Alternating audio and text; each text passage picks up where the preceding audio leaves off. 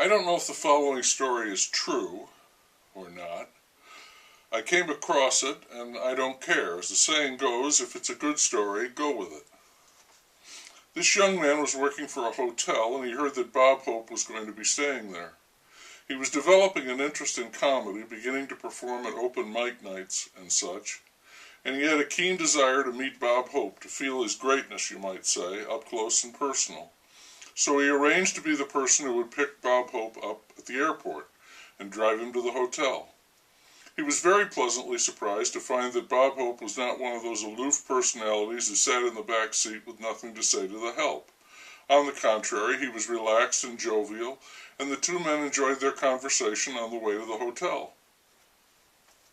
Early the next morning, the young man is up and about, and who does he see in the hotel foyer but Bob Hope? The famous man is practicing his putting, trying to hit golf balls over the carpet and into a water glass lying on its side. The young man approaches Bob Hope, who recognizes him from the night before and receives him warmly.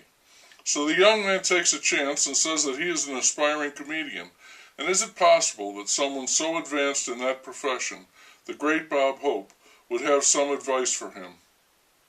"Yeah, sure," says the comedian, lining up another putt.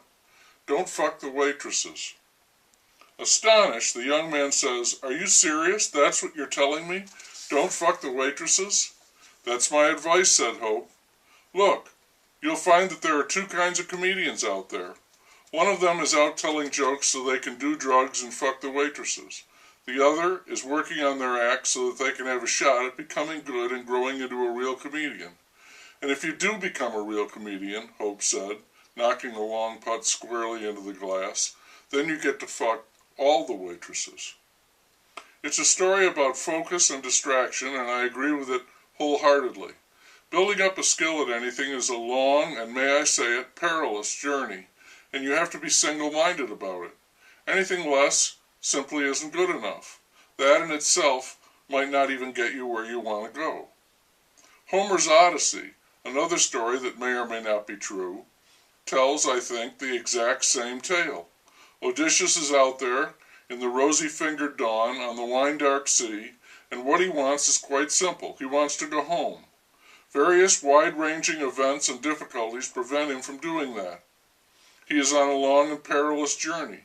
The gods may not be favoring him. He perseveres. That's the story. Some of the things that keep him from his home are disasters like Scylla and Charybdis, the Sirens and the Cyclops. But some of the things that keep him from his home are temptations too good to ignore.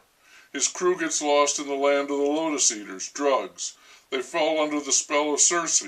Odysseus is matched up with a princess, and all he has to do is give his consent, and they will live happily ever after.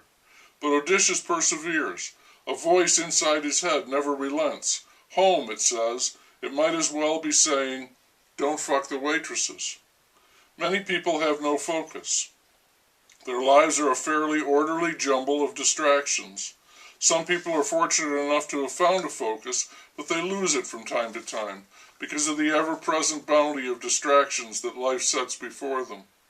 And there are those few, like Odysseus and Bob Hope, who have a focus and stick to it, in spite of all that life throws at them, good and bad, and one day, almost surprisingly, they get home, and they find naturally that there is yet more work to be done. That isn't really a problem, not for them. They've been honing their skills for years, while others, now in their way, are just a bunch of wannabes, waitress fuckers. It doesn't take long to clean house and establish themselves.